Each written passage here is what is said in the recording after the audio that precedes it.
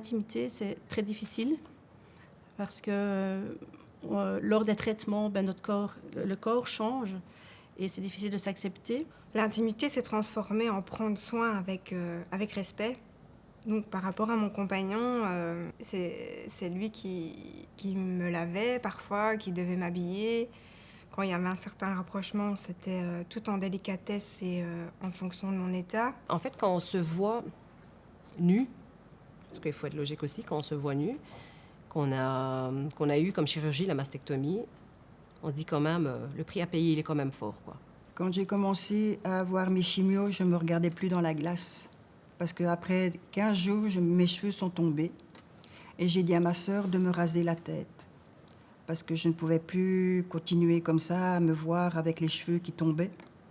Ce qui a été difficile pour moi, c'est de m'imaginer que les gens pensaient que je perdais ma féminité.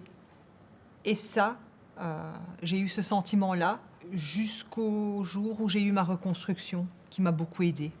Mais quand je me suis retrouvée dans le miroir, je me suis dit, ben voilà, tu es mutilée. Un peu comme si j'avais été punie de quelque chose.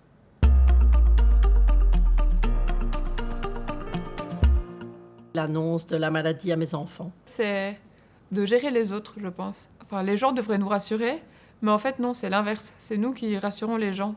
La chute de mes cheveux. C'est celle de l'attente. L'attente entre l'annonce du cancer et exactement ce qui se passe.